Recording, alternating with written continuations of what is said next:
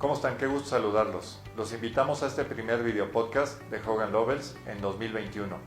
En esta ocasión tengo el orgullo y privilegio de estar en esta transmisión junto con mi colega y amiga Cecilia Stalhut.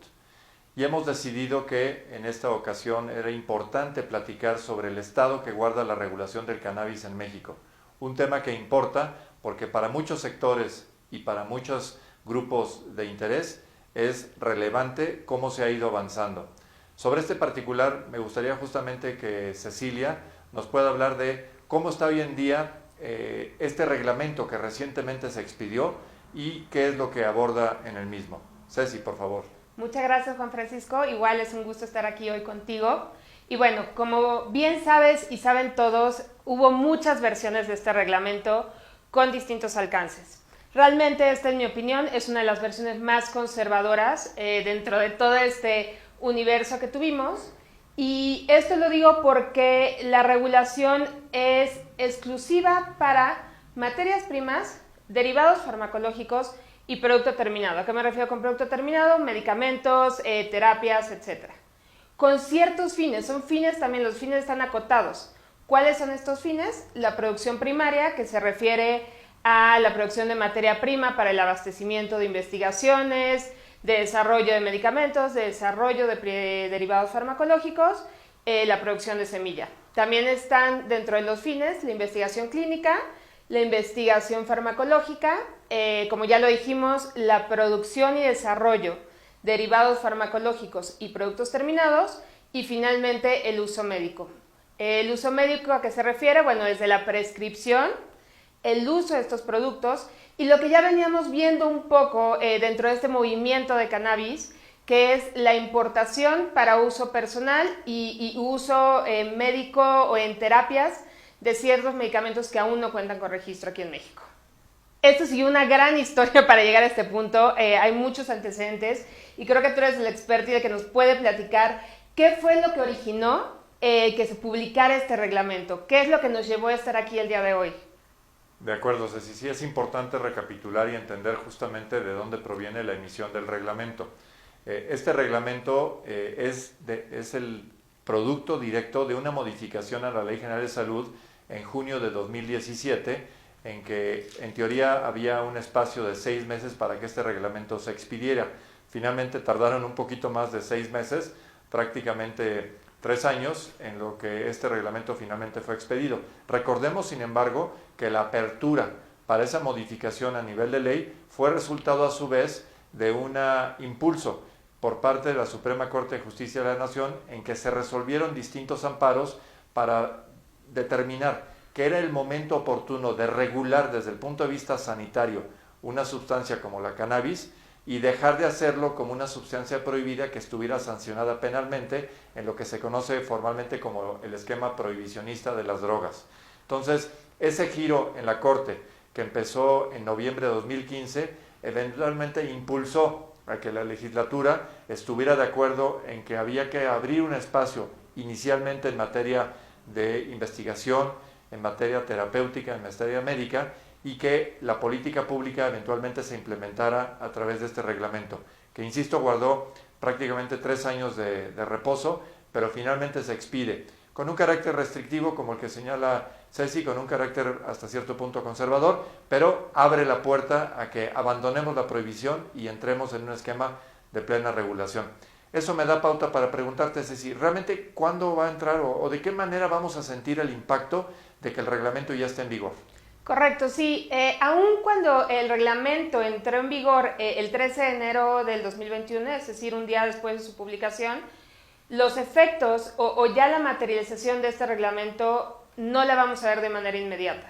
¿Por qué? Porque de inicio los propios artículos transitorios le otorgan un periodo de 90 días a SADER y los organismos relacionados con SADER para adecuar su marco normativo, pero también cuando revisamos y analizamos el reglamento, vemos ciertos elementos o ciertas acciones por parte de la autoridad que se quedaron completamente abiertos. Desafortunadamente, al ser un poco un reglamento que salió un poco al vapor, quedaron estos ciertos elementos abiertos. ¿A qué me refiero? Por ejemplo, para poder obtener la autorización del protocolo de investigación, se requiere poder evidenciar que se llevó a cabo o que esta constancia de que se está llevando a cabo el sistema de trazabilidad. La implementación y creación de ese sistema de trazabilidad está a cargo de la COFEPRIS conforme al reglamento. Es decir, tendremos que esperar a que la COFEPRIS implemente ese reglamento, ese sistema de trazabilidad, para poder hacer válido el solicitar un protocolo de investigación. Lo mismo pasa con otros conceptos, como por ejemplo la venta en farmacias, en establecimientos de medicamentos elaborados a base de cannabis. Tendrá que esperar a que estos establecimientos cuenten con un registro de los pacientes para poder llevar a cabo esa venta, al igual que la prescripción que requiere de recetarios especiales, que está sujeto conforme al reglamento a ciertas especificaciones que tendrá que publicar la Secretaría de Salud. Entonces, esto es solo un par de ejemplos de muchos, de elementos que se quedaron abiertos dentro del reglamento, y hasta que no se emitan estas disposiciones secundarias como lineamientos o precisiones respecto al reglamento, no vamos a poder ver una ejecución material del mismo. Esto no significa que las empresas no puedan empezar a planear y empezar a llevar a cabo ciertas acciones para estar listos en el momento que se publiquen estas especificaciones o estas reglamentaciones secundarias.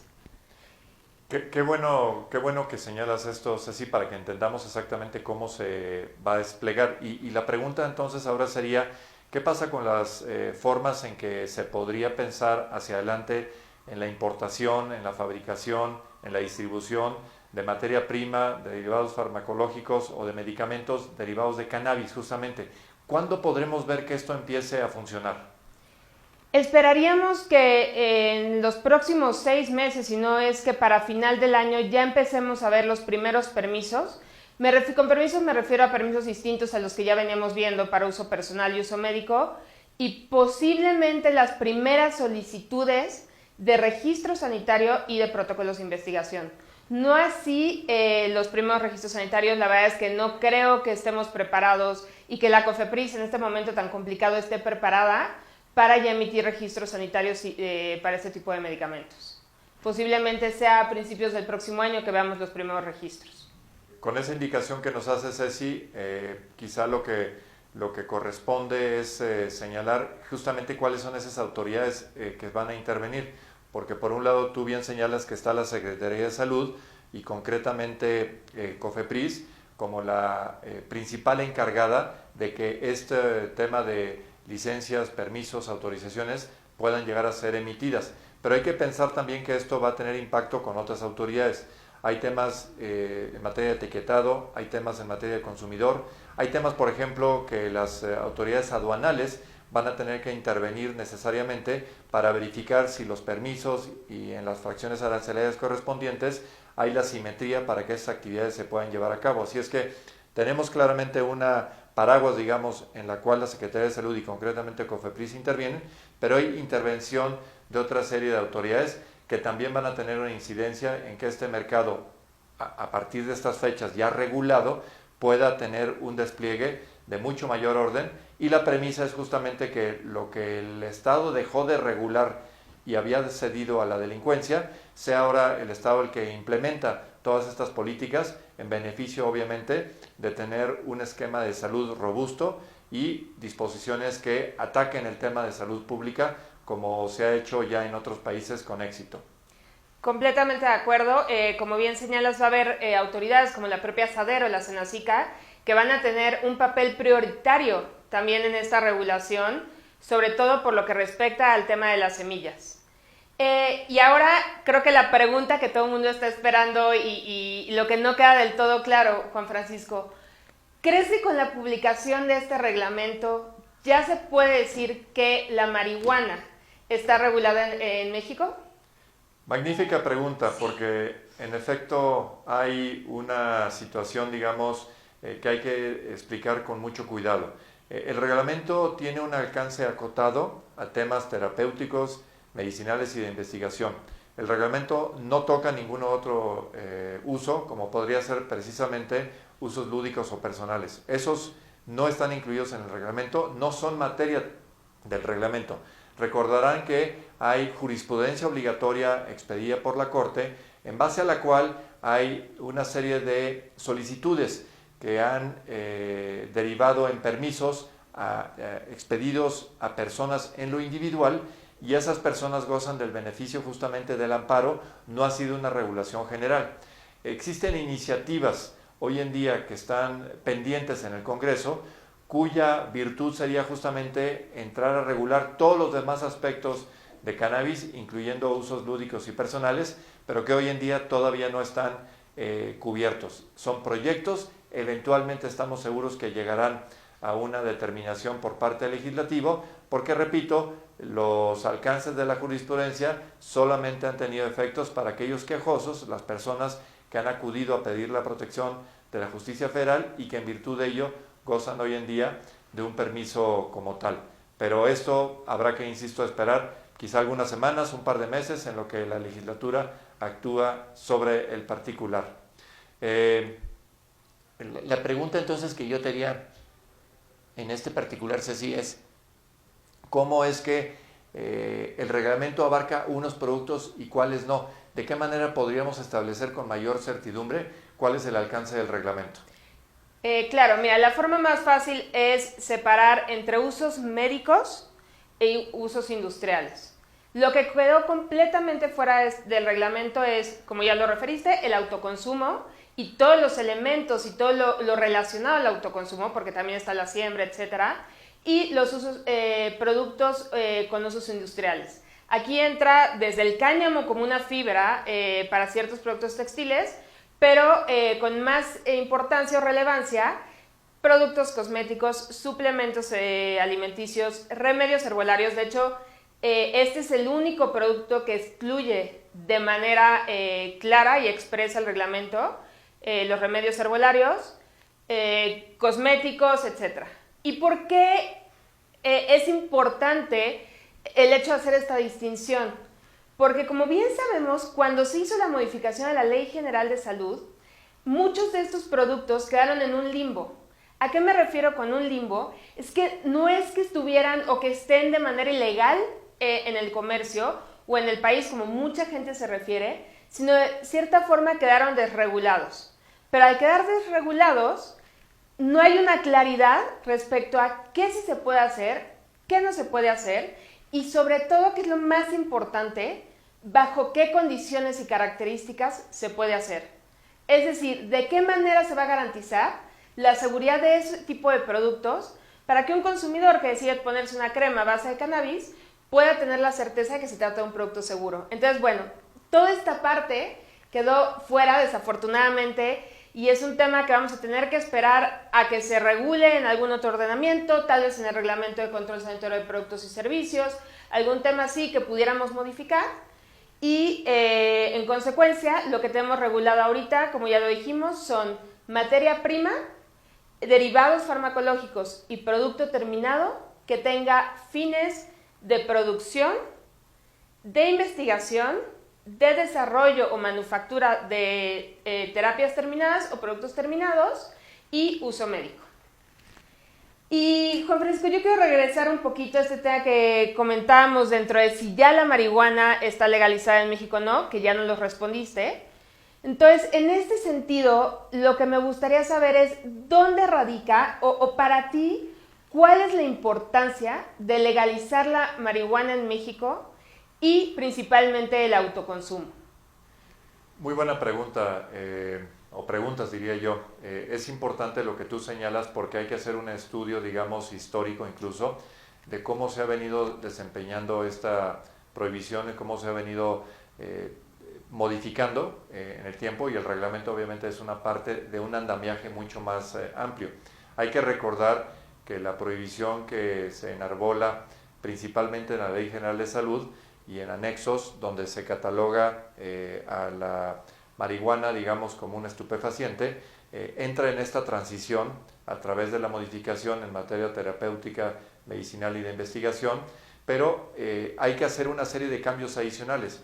El Código Penal Federal, repito, la propia Ley General de Salud y otra serie de disposiciones que han venido siendo utilizadas para utilizar el arma, digamos, potente del Estado, que es justamente el carácter punitivo, el derecho penal para tratar de coartar el uso, distribución, consumo, etcétera, de cannabis, para entrar en un esquema de regulación muy similar, por cierto, al que tenemos en otra serie de material, digamos, como puede ser el tabaco, el alcohol, o medicamentos antibióticos, es decir, que reciben una atribución específica respecto a cómo, cuándo y dónde se pueden producir, se pueden distribuir, se pueden consumir. Esa es la óptica que debe prevalecer de aquí en adelante y es hacia donde vamos caminando, insisto, con este primer paso del reglamento, y posteriormente será con una ley que aglutine en una forma más clara toda la regulación para autoconsumo, para temas personales e incluso para todo lo que es la cuestión, digamos, de uso agrícola, porque es sabido obviamente que en nuestro país hay extensiones de tierra que se han dedicado al cultivo de esta planta, que la planta en sí misma no es mala, el tema es lo que se le ha, digamos, hecho a su alrededor una serie de estigmas. Estamos quitando esos elementos para enarbolar una política regulatoria propositiva que dé mejores resultados para todos. Eliminar, insisto, un mercado negro, eliminar un monopolio en manos de la delincuencia y otorgar mejor al Estado la capacidad de regulación y al consumidor final el esquema que le permite justamente tomar decisiones informadas, recibir terapias cuando así sean prescritas médicamente y tener en un entorno una mejor administración de recursos para el Estado. Recuerden una cosa que es muy importante, el Estado tiene recursos finitos, entonces el Estado tiene que determinar en qué va a utilizar esos recursos finitos y entre esos encontramos presupuesto, encontramos tiempo, encontramos justamente a qué va a dedicar las horas hombre que tiene a su alcance. Es mucho mejor ubicarlas en la parte, digamos, de tratamiento sanitario, en la parte de educación y de prevención, que hacerlo como se ha venido haciendo, a tratar de utilizar el esquema punitivo para reprimir el uso de estas sustancias. No se va a hacer, no se ha logrado. Afortunadamente, insisto, como muchos otros países, ya nos dimos cuenta que hay una mejor alternativa y que la regulación es una herramienta mucho más potente, mucho más productiva, mucho menos costosa, particularmente, insisto, en lo que hace a devastar vidas humanas y empoderar equivocadamente. Entonces, es una buena alternativa. Y por ello me gustaría justamente pedirle a Ceci que nos dé unos comentarios finales y recomendaciones sobre la materia para compartir con esta audiencia. Claro que sí. Bueno, mis recomendaciones, como le decía anteriormente, es aun cuando faltan ciertos conceptos por definir el reglamento, ya hay que prepararnos. Ya hay que prepararnos como inversionistas, ya hay que prepararnos como empresas, ya hay que prepararnos como personas físicas, dependiendo en qué parte de esta cadena queramos estar. Dentro de esta preparación, mi principal recomendación es revisar cuáles son los requisitos específicos para cada uno de los distintos permisos y autorizaciones que se requieren, porque aun cuando son autorizaciones que ya existían, por ejemplo los protocolos de investigación o los registros sanitarios, van a tener particularidades por ser derivados o utilizar cannabis como materia prima. Otra recomendación es correr due diligence muy serios respecto de quiénes van a ser sus proveedores, quiénes van a ser las empresas que van a trabajar con ustedes, que van a ser sus socios en estos nuevos proyectos. ¿Por qué? Porque los requisitos son muy específicos, tanto en México como a nivel internacional. Entonces, esa sería mi segunda recomendación. La tercera es estar muy atentos a cualquier cambio que se pueda dar, a cualquier precisión que pueda dar la autoridad, lineamientos, etcétera, que pudieran llegarse a publicar en los siguientes días o en los siguientes meses para poder abordarlos de manera inmediata y no que nos llegue de sorpresa como pasa muchas veces, ya que tenemos el trámite en la puerta, oye, no cumpliste con esto, o mi certificado no cumple con ciertas particularidades que está pidiendo la autoridad. Eso sería un poco de mi parte. No sé tú qué opines, Juan Francisco. ¿Qué otra recomendación crees que sería importante en estos momentos? Gracias por tu elocuente explicación justamente de todos esos temas que son tan importantes. Cerraría yo diciendo que justamente como en muchos otros temas, la preparación oportuna, la investigación y claramente tener el conocimiento puntual de cómo es que esta evolución llega a estos temas y lo que viene adelante, es algo que ponemos a la atención de todos ustedes, nuestros clientes y amigos de Hogan Lovells. Tenemos justamente toda esa ruta crítica que ha llegado a este momento y estamos en la mejor de las disposiciones para ayudarlos, para resolver cualquier duda y asegurar, insisto, que el camino hacia las distintas actividades reguladas que de aquí en adelante se pueden realizar se haga siempre dentro del marco legal, con el menor riesgo posible y con la posibilidad de tener un negocio que sea rentable y oportuno para todos. Muchísimas gracias por su atención. Muchas gracias, fue un gusto estar contigo. Gracias. Hasta luego.